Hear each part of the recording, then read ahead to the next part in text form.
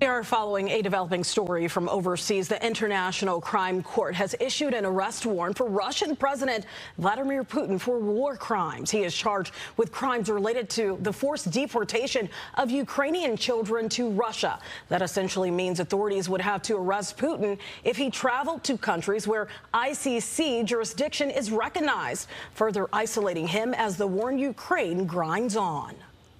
The ICC is doing its part of work. As a court of law, the judges issued arrest warrants. Their execution depends on international cooperation.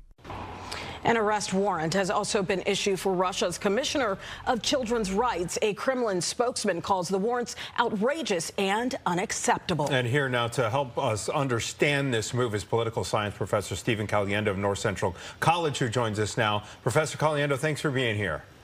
It's great to see you both this afternoon. Okay, so the first thing I want to talk about is to distinguish whether this is some kind of symbolic move or gesture, or if this is an actual legal law enforcement measure. Your thoughts?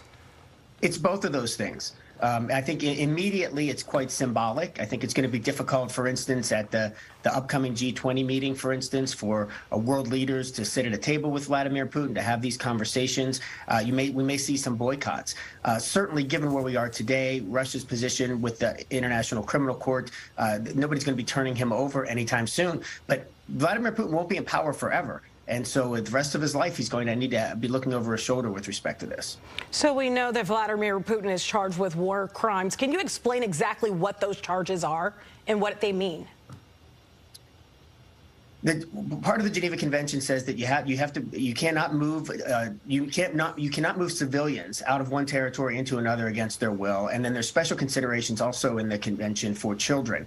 And so the accusation here is that children were forcibly removed from Ukraine into Russia. Of course, the Russians claim these are humanitarian efforts for children who were orphaned during the war. And so there certainly was an investigation that would lead to an indictment. A lot of it is sealed. We don't have all the specifics, but this is an unusual step for a sitting world leader, especially a member of the UN Security Council, and so we have to assume there's good evidence here. Yeah, okay. Well, this indictment as well came just hours after the Chinese government announced that President Xi Jinping will visit Putin on Monday. Could this development impact that visit? It could, but I wouldn't expect it to. I mean, first of all, it wasn't any surprise for folks who were paying attention. This indictment came down. They understood that this was underway. So I don't think that the Kremlin was surprised about it, and I don't think that the Chinese government would have been surprised about it either.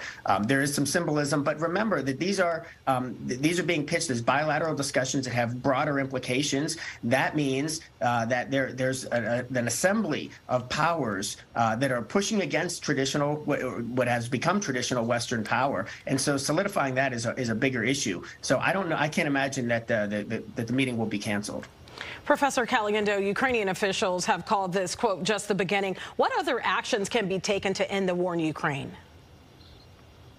Well, I mean, the war is probably only going to end when there's a lot of pressure on Putin to withdraw, or it's a military victory. I think this, though, Tia, is a really important contribution in some ways, because Putin only retains power if he ends up winning this war. I don't think it's going to animate him to win more than he was already. That was certainly, we saw what the effects have been about his desire to win. But it's really going to be difficult now if he loses the war and he's ousted by the Kremlin. Now he's in a more vulnerable position than he would have been if this indictment wouldn't have come down today. All right, Professor Stephen Caliendo with North Central College. We always appreciate your time, sir.